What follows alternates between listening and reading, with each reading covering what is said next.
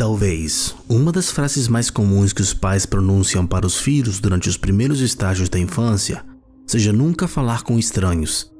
Estranhos vêm em todas as formas e tamanhos, de todas as esferas da vida, e embora muitos estranhos tenham as melhores intenções do coração, alguns vivem de acordo com as histórias de pesadelo que os pais dizem aos filhos para darem atenção. O que foi Evil Crew?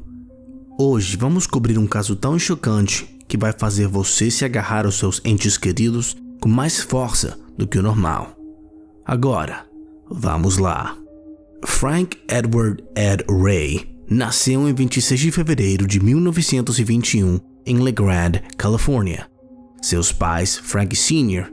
e Marie Ray, eram um jovem casal navegando pelo mundo em seus próprios termos. Eles decidiriam se mudar para Chowchilla, Califórnia, quando Ed era jovem, porque queriam que seu filho crescesse entre amigos e obtivesse a melhor educação possível que a família Ray pudesse pagar.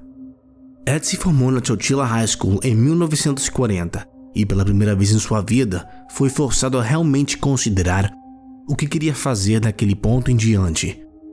Decidindo que ainda não estava pronto para deixar Chowchilla e o conforto da proximidade da sua família, Ed decidiu comprar uma fazenda próxima. Lá, ele acabou cultivando safras como milho e criando vacas, entre outros animais, por um tempo considerável. Embora Ed amasse sua fazenda e o trabalho que ela proporcionava, ele sentia como se algo estivesse faltando em sua vida, algo ainda mais gratificante. Desde pequeno, Ed sempre pareceu ter um amor inerente por sua comunidade. Então, no início dos anos 1950, Ed decidiu tentar algo novo em sua carreira. Algo que lhe permitiria retribuir a sua comunidade. Ed tornou-se motorista de ônibus do distrito escolar local de Chowchilla, onde passava todos os dias da semana pegando crianças em suas casas, deixando-as na Dairyland Elementary School e levando-as para casa no final de um longo dia escolar. Nesse sentido, o trabalho de Ed era satisfatório e sua agenda era extremamente consistente. Até um dia, quando sua vida mudou completamente. As crianças na rota do Ed eram todas locais da Chowchilla. Na verdade, a maioria delas eram netos de seus próprios ex-colegas de classe, na época em que ele mesmo frequentou a escola primária Dairyland. E é claro, todas as crianças estavam familiarizadas com Ed. A maioria delas até ansiava por vê-lo no início e no fim de seus dias. As crianças na rota do Ed tinham entre 5 e 14 anos. E apesar da vastidão da sua faixa etária, todas tratavam Ed com um maior respeito enquanto andavam em seu grande ônibus escolar amarelo. Na tarde de 15 de julho de 1976, Ed estava dirigindo em sua rota habitual para deixar os alunos de volta em suas respectivas casas após o penúltimo dia de aula de verão do ano. Naquele dia específico, Ed estava levando 19 meninas e 7 meninos no calor da Califórnia. Enquanto Ed navegava pelas estradas familiares de Chowchilla, se aproximando da primeira das paradas pretendidas em sua rota, ele percebeu algo peculiar. Bem à frente do ônibus, na estrada geralmente aberta, havia uma van branca singular parada no meio do trajeto. Quando Ed se aproximou do local, ele percebeu que havia outra van branca por perto. Parecia que o que estava no meio da estrada estava tendo algum tipo de dificuldade e estava efetivamente preso, bloqueando o tráfego. Ed, sendo um homem sempre prestativo que era, parou bem na frente da van e olhou em volta para ver se o dono estava com problemas no motor. Enquanto Ed trocava de marcha e colocava o pé no freio, ele viu 3 homens saindo simultaneamente da van à sua frente. Ed sentiu um nó no estômago, mas já era tarde demais. Cada um dos 3 homens segurava armas nas mãos e usava meia calça sobre o rosto para disfarçar suas identidades.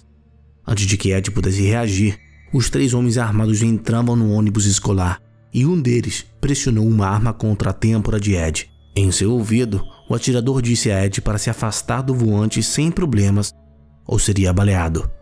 Ed, com as mãos levantadas, saiu do caminho para que um dos pistoleiros pudesse tomar o ônibus. Ele começou a dirigir enquanto os outros 2 homens patrulhavam o ônibus. Ed tinha plena consciência de que ele e as 26 crianças da sua companhia estavam subitamente em uma situação muito perigosa. Uma situação da qual, provavelmente, não conseguiriam escapar tão cedo. Enquanto os atiradores mascarados dirigiam para um canal seco próximo, Ed fez o possível para manter o silêncio, com medo de que os atiradores o silenciassem para sempre se falassem. Até mesmo para tranquilizar as crianças de que tudo ficaria bem. Como resultado do silêncio de Ed, as crianças começaram a fazer perguntas, como as crianças costumam fazer, sobre seu paradeiro e seu novo destino. A criança mais nova no ônibus, Monica Ardrey, de 5 anos, ficou fascinada com um dos atiradores especificamente, pois as pernas da meia calça cobrindo seu rosto estavam penduradas em cada lado de sua cabeça como as orelhas de um coelho.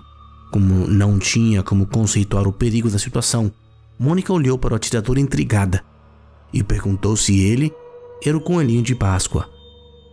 A curiosidade inocente da Monica em um momento de mudança de vida demonstrou ainda mais a Ed a gravidade da horrível realidade em que ele se encontrava com as crianças que nem tinham idade suficiente para entender o que estava acontecendo. Não que ele tivesse certeza do que estava acontecendo também.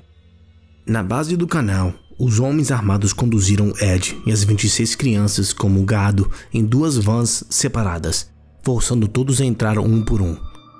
Uma vez dentro, os homens armados bateram as portas da van atrás dos seus prisioneiros e ligaram as ignições das vans. Ed observou o interior das vans enquanto ele e as crianças sentiram a terra se mover sob os veículos. As vans foram despojadas de qualquer coisa funcional e não continham comida ou água. Quando as vans começaram a partir, Ed consultou o relógio e anotou a hora de partida.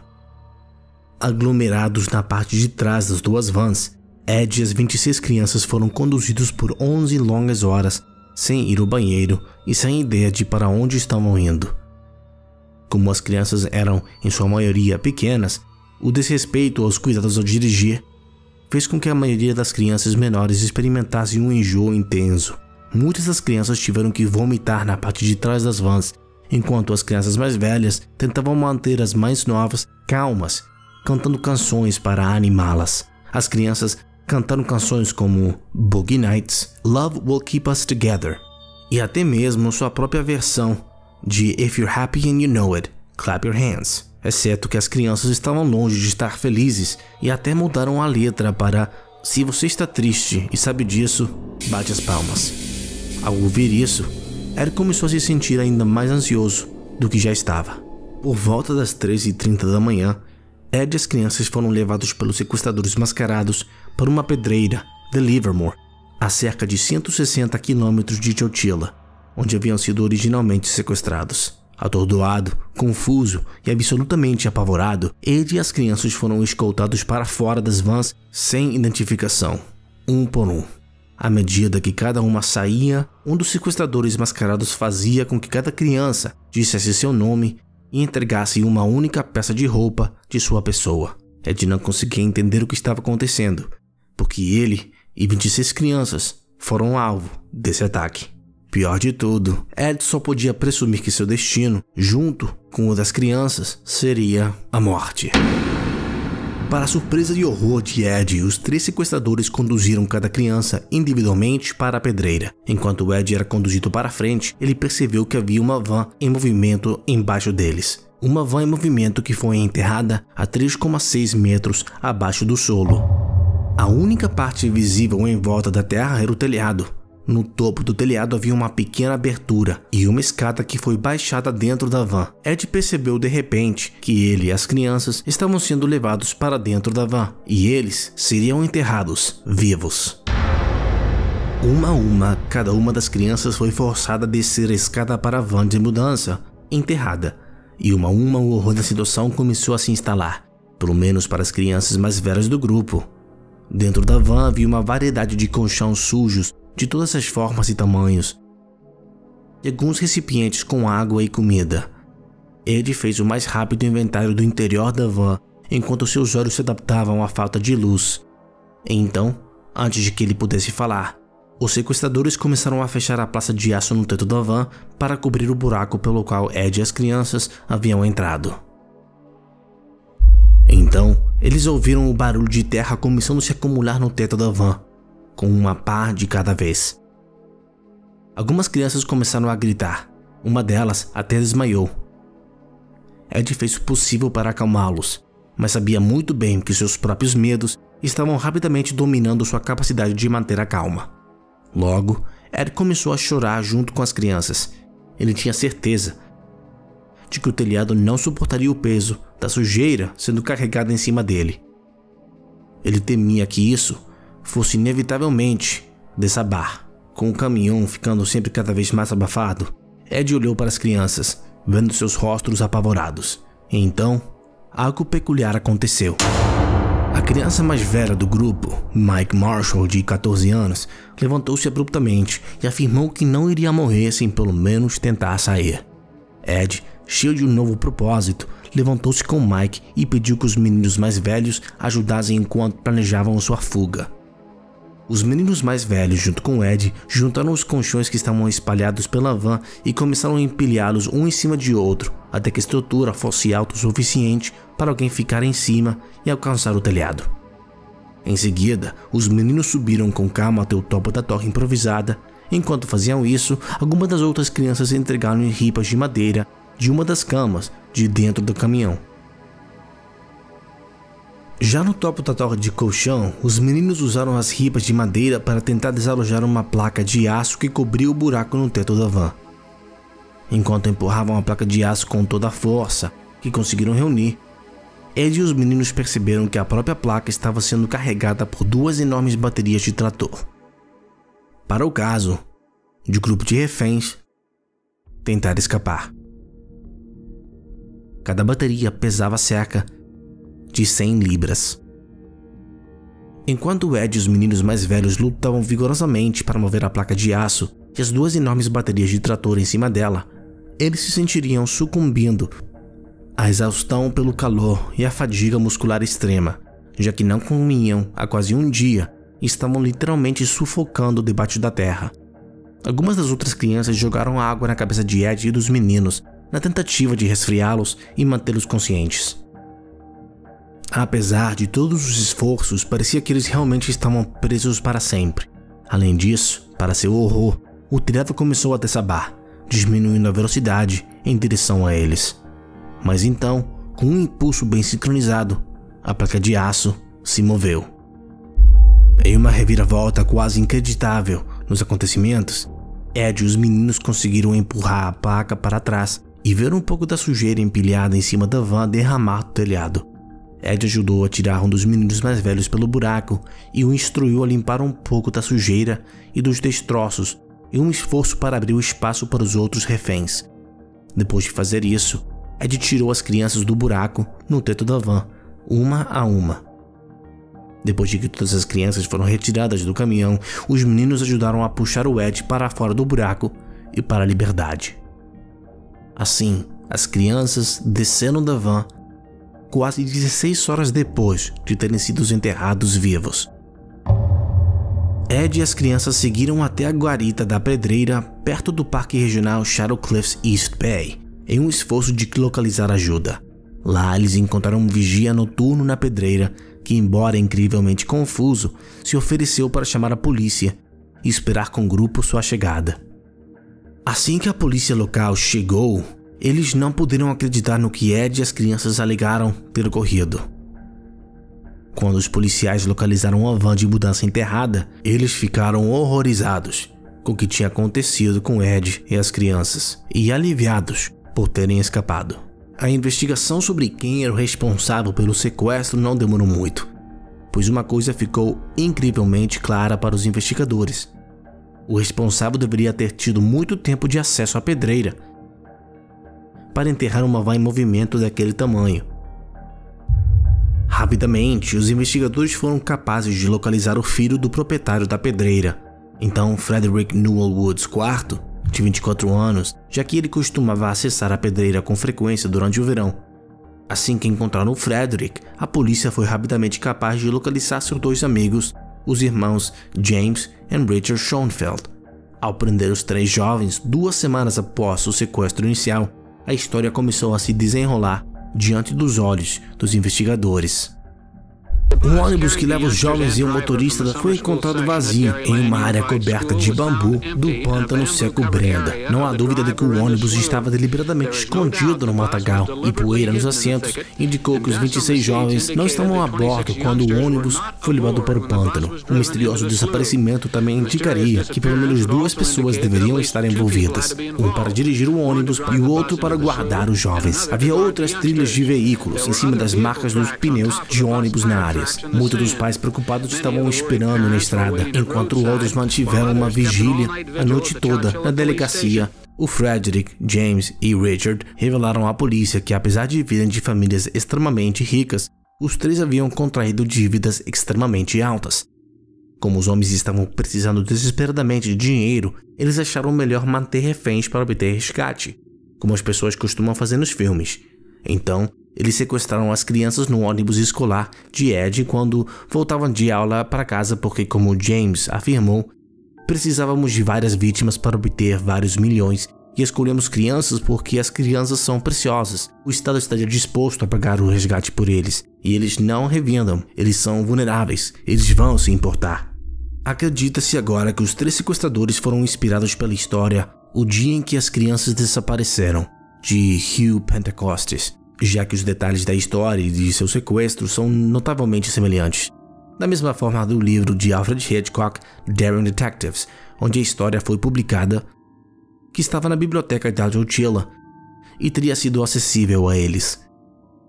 Infelizmente para Frederick, James e Richard, eles não conseguiram fazer o pedido de resgate de 5 milhões, porque todas as famílias das crianças sequestradas ligaram para o departamento de polícia da Chowchilla em busca de seus filhos desaparecidos. Com as linhas telefônicas congestionadas, os sequestradores esperam um dia para ligar. Então, para sua consternação, viram no noticiário daquela mesma noite que Ed e as crianças conseguiram escapar. O plano deles falhou miseravelmente. No momento em que os sequestradores foram ao julgamento, todos os 3 se declararam culpados de resgate e roubo. Todos os 3 foram condenados à prisão perpétua com a possibilidade de liberdade condicional. Em 2012, Richard Schoenfeld foi libertado da prisão em 2015. James foi libertado em liberdade condicional. E Frederick Woods, por outro lado, como o principal motivador do sequestro, teve sua liberdade condicional continuamente negada ao longo dos anos e permanece na prisão desde sua sentença inicial. É importante notar que, embora todas as 26 crianças e Ed Ray tenham conseguido sobreviver à terrível situação de reféns em 1976, a realidade da experiência ainda assombra muitos deles até hoje. A maioria das crianças envolvidas no sequestro sofria de ansiedade, ataques de pânico e uma variedade de pesadelos envolvendo sequestros e morte como resultado do trauma do ataque. Na verdade, a maioria das vítimas do sequestro relatou ter sintomas contínuos de trauma, mesmo 25 anos após o incidente. A angústia que essas crianças experimentaram em tão terna idade foi carregada com eles por toda a vida. Tudo porque 3 homens gastaram um dinheiro que não tinham e precisavam pagar. Após o incidente, Ed Ray recebeu uma citação da California School Employees Association por excelente serviço comunitário, como resultado da sua bravura e trabalho para manter as crianças seguras naquele dia fatídico. As crianças se reuniram em 22 de agosto de 1976, pouco mais um mês após sua incrível fuga, para celebrar o Ed Ray. O grupo tirou uma foto no evento com o Ray em pé atrás. Ed morreu em 2012 em uma casa de repouso em Chowchilla aos 91 anos. Apesar de tudo o que aconteceu entre o dia do sequestro e o dia em que ele faleceu, os filhos de Chowchilla nunca se esqueceram do que Ed fez por eles. Em seus últimos dias, Frank Edward Ray foi visitado por muitos dos alunos que ajudou a salvar no sequestro do ônibus escolar de Chowchilla, 35 anos antes.